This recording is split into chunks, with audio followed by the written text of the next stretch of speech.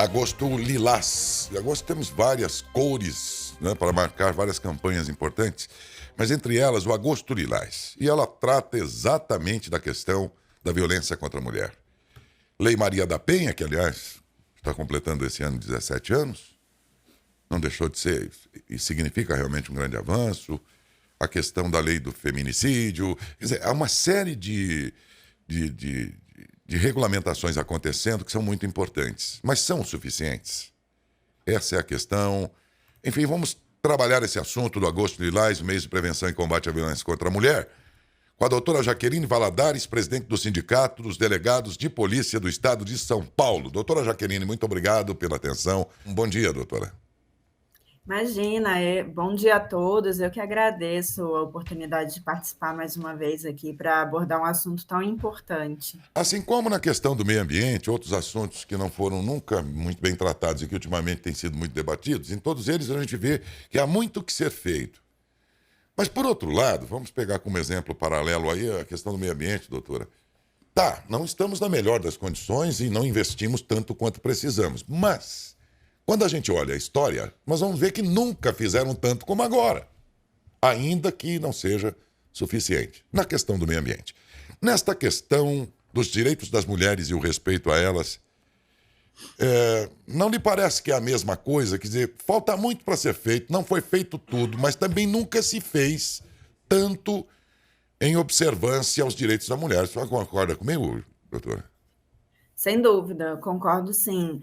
Temos um caminho muito longo ainda a percorrer para que a gente consiga ter a igualdade efetiva que a nossa Constituição prevê, mas a gente não pode desconsiderar todos os avanços que já foram alcançados até o momento. A própria Lei Maria da Penha, como você bem citou, ela foi um divisor de águas nesse cenário, e o que a gente vê é uma evolução constante do perfil de trabalho em prol do reconhecimento, da importância da valorização, da proteção da mulher, para que ela possa atuar tranquilamente no ambiente de trabalho, frequentar bares e restaurantes, ter uma vida socialmente segura. Do ponto de vista das leis, nós tivemos esse avanço, mas tão importante quanto é a questão da conscientização das pessoas que convivem com essas mulheres, no ambiente profissional, familiar, enfim. E é aí que é o X da questão. A senhora acha que a lei pode, se por um lado a conscientização pode se dar por campanhas de todo tipo, a lei pode ser exatamente o mestre, ela pode, ainda que por força de lei, apressar esse processo de conscientização das pessoas, porque senão não adianta fazer a lei se o sujeito não obedece, não vai adiantar nada também, né? A lei pode, de alguma forma, ainda que na marra, essa é a palavra que eu buscava, de alguma forma conscientizar? Sim, sem dúvida. Um exemplo que a gente pode ter assim como referência, antigamente ninguém usava cinto de segurança, né? Eu lembro quando eu era criança, a gente Não. andava no carro sem cinto de segurança, não tinha cadeirinha para criança, e aos poucos, o que que aconteceu? O governo começou a regulamentar isso, impor multas para que a gente cumprisse. E aos poucos isso vai gerando um hábito e vai conscientizando. Hoje em dia é automático, você senta no carro, automaticamente você já bota um cinto de segurança. E as novas gerações já vão nascendo acostumadas com isso. Meu filho tem 5 anos, ele entra no carro, a primeira coisa que ele faz é: mamãe, cadê o cinto? Cadê minha cadeirinha? Então, com a questão da temática da violência de gênero, é a mesma coisa. A gente vai ter que usar, às vezes, de uma legislação criminal ou de uma legislação com punições administrativas para ter um atendimento imediato a essas demandas do respeito de gênero, mas, ao mesmo tempo, isso, para as gerações futuras, já vai começar a servir como um trabalho de conscientização e que talvez lá no futuro a gente não tenha que ter uma preocupação tão grande com a punição, com o desrespeito, porque a gente já vai ter conseguido criar gerações que tenham uma consciência de gênero muito melhor do que as gerações atuais têm. Então, a ideia da Lei Maria da Penha agora já está completando 17 anos, a gente já começa a perceber uma evolução disso, um reflexo disso na sociedade. Adolescentes de hoje já têm noção de violência de gênero, de violência doméstica, de crimes contra a dignidade sexual, porque são temas que foram abordados muito em decorrência da lei, que começam a fazer parte do nosso dia a dia e que nas gerações futuras, quiçá, de repente não teremos que tratar em termos penais, porque essas gerações já terão uma consciência muito melhor. Então, é importante a responsabilização como um primeiro passo, mas é muito importante que gradativamente esse trabalho de educação, de conscientização venha sendo feito. Eu acho que esse plano aí, visto por esse ponto de alternâncias de gerações, certamente as próximas terão uma consciência muito maior, não tenha dúvida, né? De novo, vou buscar um paralelo aqui, quando a gente lembra dos exames de próstata que os homens têm que fazer. Você vê que a relutância que existe ainda é de um pessoal mais idoso, porque vem de um tempo em que eles se sentem intimidados com o exame que tem que ser feito e por N razões. Se você propor a essa geração aí que hoje está com 20, 30 e até 40, que daqui a alguns anos você disser para eles, olha, você tem que fazer o exame lá de próstata, eles não vão relutar, nem será obstáculo fazer o exame. Não estou com isso desconsiderando as pessoas de mais idade. Estou dizendo que é uma questão de geração mesmo, né? É muito provável que, a senhora está muito certa, que as próximas gerações já verão isso naturalmente sob outros olhos, a questão da igualdade aí, né? É muito provável mesmo. Exatamente. O meu filho, como eu falei, eu tenho um filho de 5 anos, então, assim, para ele hoje é muito natural a mãe trabalhar, ter uma mãe delegada, ele vê uma mãe portando arma de fogo para ir participar de uma operação trajada de policial. Isso para ele é muito natural. Ele fala com muita naturalidade: eu quero ser policial igual a mamãe. Em outros tempos a gente veria essa referência que eu quero ser policial igual ao papai, né? Ou outras coisas. Então, o que a gente percebe é que a mudança que a gente vai proporcionando hoje na sociedade, ela vai gerar reflexos futuros, de repente, de forma muito mais natural, menos impactante do que hoje. Mas, infelizmente, num momento inicial, punições, tanto na esfera criminal quanto na esfera administrativa, às vezes através de multas e outros tipos de penalidades, elas são necessárias para dar esse start na mudança de tratamento em relação a qualquer tipo de tema. A senhora está falando aí da sua, inclusive, particularidade aí da família, mas vamos lembrar que a senhora, então, está vivendo dentro de um ambiente sadio na relação aí de familiar e tal. Agora, o seu filho, com isso, entende mais facilmente as coisas. Agora, vamos para o plano aí da família que já é desajustada e cujo filho vê o pai batendo na mãe todo dia. Essa criança também vai aprender, infelizmente, pela dor, mas vai aprender, será? Eu fico pensando. Sem dúvida, uma criança que nasce, que cresce em um ambiente violento, isso impacta diretamente na vida dela. Eu atuei por 8 anos como delegada titular de uma delegacia de defesa da mulher, e a gente vê diretamente os reflexos da violência doméstica contra a mulher nas crianças, desde crianças que ficam traumatizadas com o ambiente familiar, a crianças que crescem e repetem aquele tipo de comportamento agressivo. Às vezes um menino cresce nesse ambiente e aí é muito comum eles voltarem à delegacia, infelizmente, na condição de agressores. Eu me recordo de uma situação que uma vez eu atendi, a mãe veio com a nora dela para fazer a denúncia contra o filho, porque ela falou: olha, meu filho cresceu vendo meu marido me bater, e agora ele está fazendo isso com a minha nora, ele está batendo na minha nora, eu não acho certo ele repetir esse comportamento. Então, eu trouxe a minha nora aqui para fazer a denúncia contra o meu filho, porque o que ele viu acontecer comigo não é certo. Então, como eu talvez naquela criação eu não tenha tido essa percepção, era uma senhora humilde, mas ela transmitia essa informação para a gente, assim, como eu não percebi os impactos que aquela violência trazia para o meu filho, hoje eu percebo, hoje meu filho se tornou um agressor de mulheres e eu trouxe aqui a minha nora para fazer a denúncia. Então, o que a gente percebe é que, muitas vezes, a criança que ela cresce nesse ambiente violento, ou ela cresce com traumas, ela fica uma criança que vai ter reflexos disso na vida dela, vai ser uma criança mais fechada, um adolescente mais fechado, que vai ter algum tipo de problema, depressões, ansiedades, coisas nesse sentido, ou às vezes, infelizmente, vai repetir aquele comportamento. Meninos tornam-se agressores e algumas meninas têm aquele padrão de relacionamento como uma referência. Então, às vezes, ela vai ter um companheiro tão agressivo quanto foi o pai dela durante o relacionamento com a mãe, porque era a referência que ela tinha.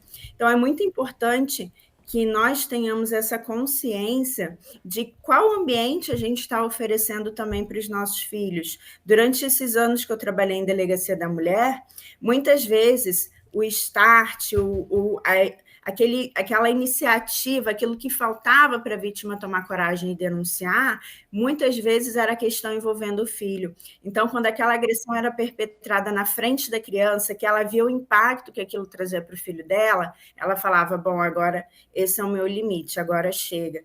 Então, a gente consegue perceber no dia a dia do atendimento o quanto esse tipo de violência impacta na vida dessas crianças e num reflexo nas futuras gerações. As mídias, TV, rádio, internet, todas as formas de mídia, ditam normas, ditam padrões, vamos dizer assim, né? Ditam moda, ditam uma série de coisas.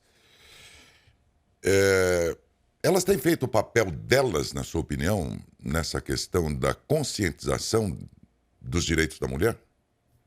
O trabalho da mídia é essencial nisso. Eu acredito que a divulgação das leis, dos direitos, do que é certo, do que é errado, hoje em dia ele é muito mais acessível à população por conta do trabalho feito nas mídias. Uma conversa como a gente está tendo agora, uma palestra, um jornal, era muito comum, às vezes, dar uma novela, alguma coisa assim, um filme passar na televisão, num canal de grande alcance, dar uma cena específica sobre uma situação de violência doméstica, sobre um estupro, sobre uma cena específica de um crime contra a mulher, e no dia seguinte a delegacia está lotada, porque aquilo ali acabava, de certa forma, servindo como uma diretriz, um parâmetro. As pessoas se viam ali, elas começavam a entender que aquilo que acontecia com elas era errado. Eu não sei se você vai se recordar daquela época que teve aqui em São Paulo uma situação de um investigado, um autor, que ele teria se masturbado dentro de um transporte público, dentro de um ônibus. Na época não existia uma lei para tutelar isso, e aí aquilo ganhou muita repercussão na imprensa, e a lei de importunação sexual até veio em decorrência disso, que ele teria ejaculado numa moça dentro de um ônibus, enfim. E aquela era uma situação, eu trabalhava numa delegacia que tinha uma estação de metrô muito próxima, e aquilo acontecia com certa frequência, só que muitas vítimas sequer sabiam que aquilo poderia implicar numa responsabilidade criminal. Quando aquela situação veio à tona na imprensa, a mídia começou a trabalhar aquilo, mostrar, nossa, olha que absurdo que aconteceu, o cara praticou atos libidinosos, ejaculou na moça dentro de um transporte público. Tinha dia que eu atendia 4 ocorrências daquilo, coisa que às vezes eu atendia no mês, eu passei a atender no dia. E muitas vítimas narravam, nossa, nem foi a primeira vez que aconteceu isso comigo, mas eu nem sabia que eu podia fazer esse tipo de denúncia. Então, falar sobre o assunto, o trabalho da imprensa é extremamente importante para gerar essa conscientização. É isso, minha gente. Estamos no Agosto Lilás, mês de prevenção e combate à violência contra a mulher. Por isso é que entrevistamos a doutora Jaqueline Valadares, presidente do Sindicato dos Delegados de Polícia do Estado de São Paulo, sobre o assunto, assim como vamos fazer outras entrevistas ao longo do mês, para marcar bem essa situação, porque há sim muito a ser corrigido. Já foi mais grave a situação e hoje nem tanto isso, e ela se manifesta no dia a dia, a gente nem percebe às vezes. Vou dar um exemplo rápido aqui, só para encerrar aqui, de como ela se manifestava em outros tempos, a diferença homem e mulher. Você está lembrado o que era um brinquedo que se podia dar para uma criança no Natal ou no aniversário dessa criança, na família? A família dava o quê? Boneca, panelinha, fogãozinho, não era? Para a menina. Boneca. Como se ela estivesse dizendo, ó, vai aprendendo como é que faz, que a tua função vai ser criar filho. Né? E o menino tinha o quê? O menino podia jogar bola, ter caminhãozinho, fazer um monte de coisa. O presente, não era? Exatamente. É que não percebia, mas ali a família já tinha já ia predestinando, já ia dizendo, olha aqui você, o marido vai ser o provedor e a mulher vai ter um monte de filho, engordar, ficar grandona, enfim, e vai ficar aqui enfiada em casa criando a molecada. E funcionava tanto, doutora, que deu uma história rapidinha aqui da mãe que pegou o caderno do filho. Nos cadernos não tem na primeira página um formulário lá de identificação do aluno, endereço dele, os nomes tal, do pai, tem no caderno? Sim. E ela foi pegar o caderno para ver como é que estava a situação do menino na escola. Já na primeira página tinha o formulário. E lá ela, curiosamente, foi ver. Deixa eu ver o que ele escreveu no formulário aqui. Estava lá, nome do pai. Estava certinho. Profissão do pai. Metalúrgico. Podia ser outra profissão, estou dando um exemplo aqui. Endereço. Estava lá o endereço dele certinho. Aí vinha. Nome da mãe. Fulano de tal. Profissão. O menino escreveu assim: não faz nada. Mas que a mulher trabalhava que nem uma louca o dia dia inteiro. inteiro, muito mais. Eu brinco que eu torço para sair para trabalhar, porque eu trabalho mais quando eu estou dentro de casa, cuidando da criançada e da casa, do que quando eu estou na delegacia. A delegacia me dá menos trabalho. Eu esqueci só o detalhe de dizer que essa mulher foi ver o caderno, era 11 horas da noite, quando ela deixou todo mundo já dormindo, roupa de todo mundo passada, jantaram, comeram, almoçaram, jantaram a comida que ela fez, a roupa lavada, a casa limpa. Depois, 11 horas da noite, é que ela foi ver esse caderno do filho para ler. Que, segundo o filho, a mãe não faz nada, porque é do lar. Então, é só para a gente ver como nos pequenos detalhes tem coisa errada aí para ser consertada ainda, com certeza. Exatamente.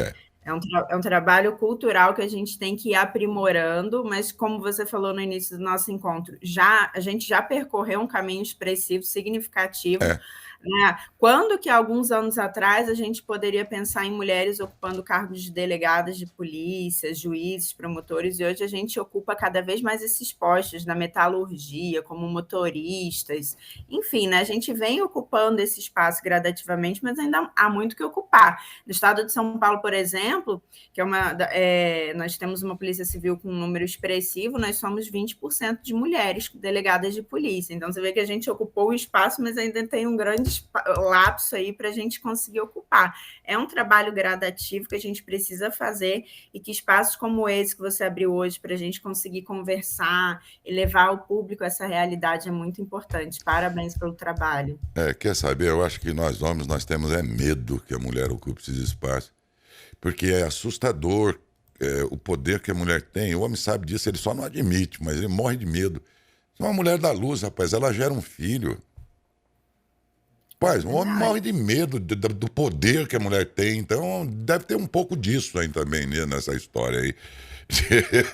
Não é verdade, Dona Roberta? Verdade, a gente faz tudo, faz muito bem feito. A gente consegue administrar as crianças, administrar a casa, administrar o trabalho.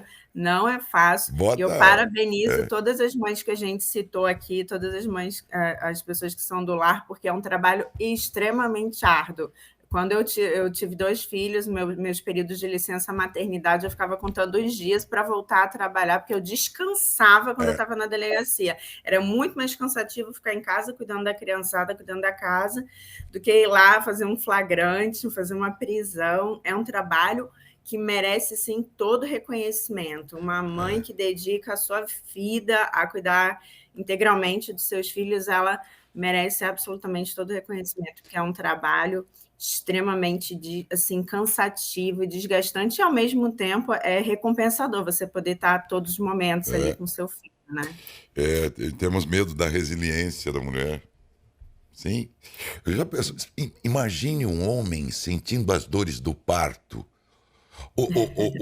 Entendeu? O show que ele ia dar o espetáculo que ele ia dar de dor, de gritaria. Já imaginou o homem deixando que o bebê amamentasse nele, sei lá, estou dando uns rápidos exemplos aqui. O homem morre de medo do poder da mulher, essa é a grande verdade, sabe? Muito bom ter falado com você, muito obrigado pela sua gentileza, viu? A entrevista foi muito boa. E é a nossa contribuição para esse mês aqui do Agosto Lilás. Muito obrigado, doutora. Eu que agradeço, um excelente dia a todos e fico aqui à disposição. Se alguém ficar com alguma dúvida sobre o tema, tem lá meu Instagram, @jaquevaladares. Podem mandar lá no inbox dúvidas sobre o tema, que eu fico à disposição de todos. Um excelente dia.